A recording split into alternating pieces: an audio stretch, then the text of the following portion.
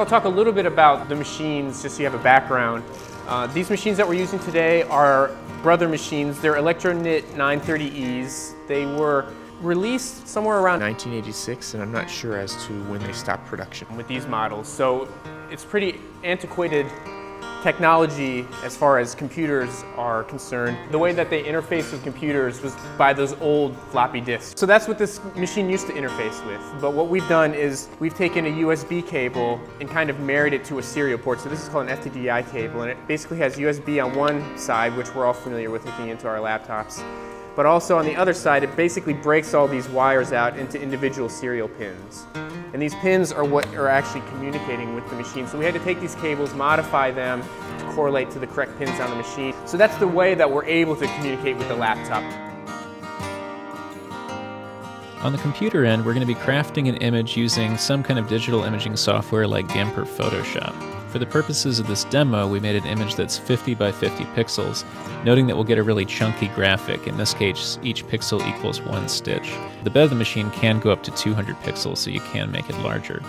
The image itself has to be black and white for the computer to understand it. In this case, white is the background color and black is the foreground, but you can change those colors once you go out and actually choose your yarns. It's also a good idea to leave yourself a bit of an image border so that your foreground doesn't intrude on the edge of your knit.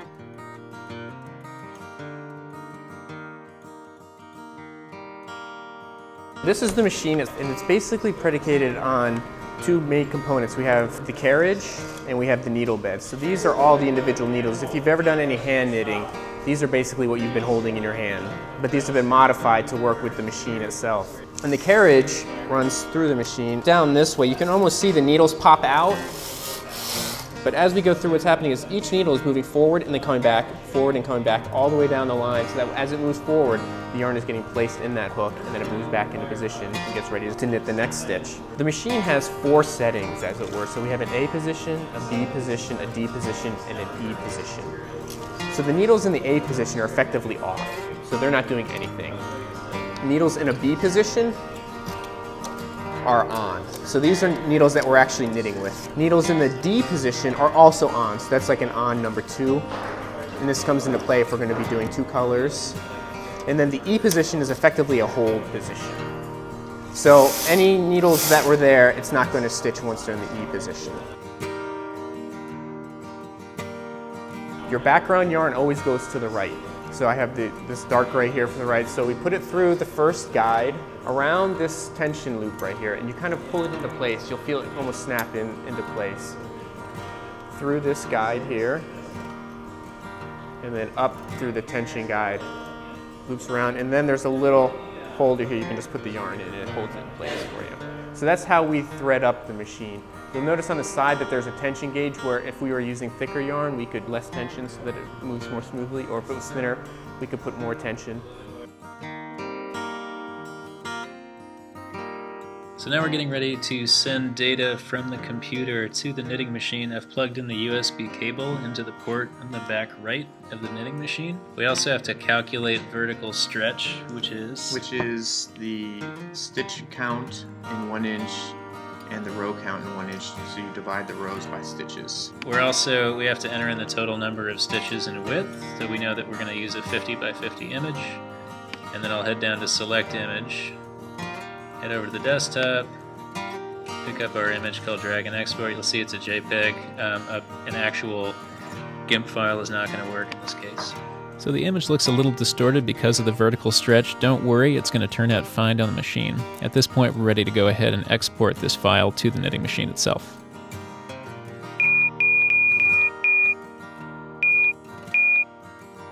So after uploading the pattern, make sure to change the carriage to KC1 and hit the MC button.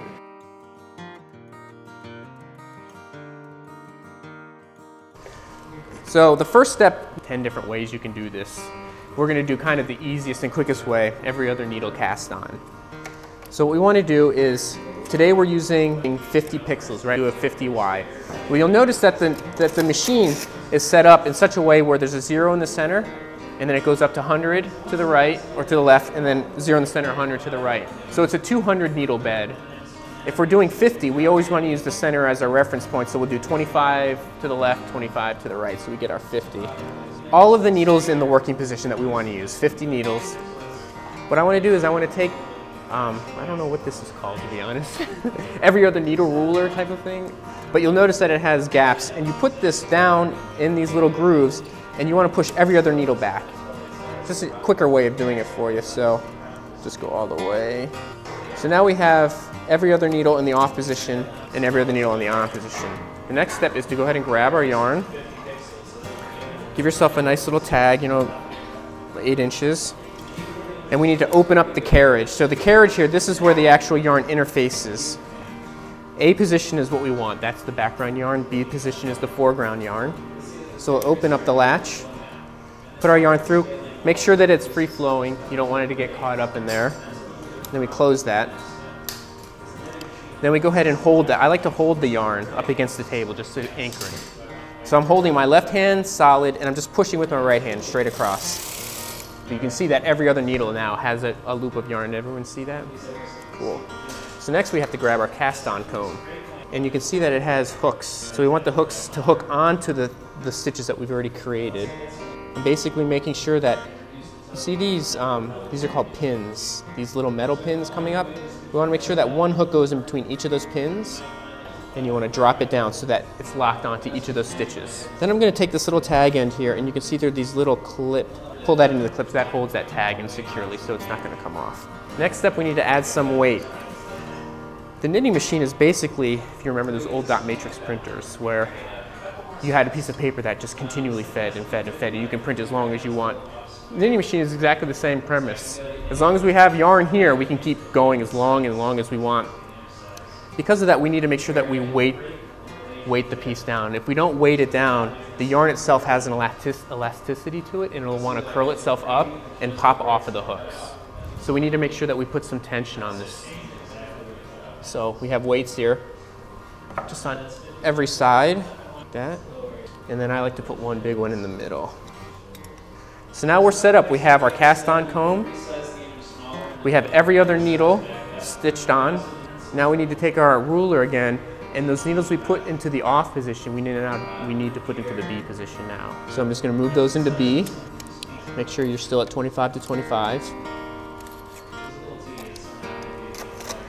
And then I want to come back across. When you come across this first time, since I'm so far out, I want to make sure that I pull up any slack that might be in the yarn. So I'm pulling up the slack a little bit as it approaches that first needle. Then I can release. The trick here is that you don't want to go too fast. We're not trying to run a race here. And I just knitted the first row. And also, you'll notice that it's a left to right motion. So you want to avoid pushing up against it and going left. So it's almost easier, like I find, if I just stand to the machine side like this and just push forward. It's more natural that way. And there we go. See, we just knitted the beginnings of a scarf or whatever. So it's a really quick process, which is one of the benefits of these machines. I mean, you can do something that would take you days to hand knit in a couple of hours.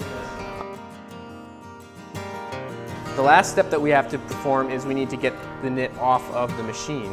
I'll take the weights off.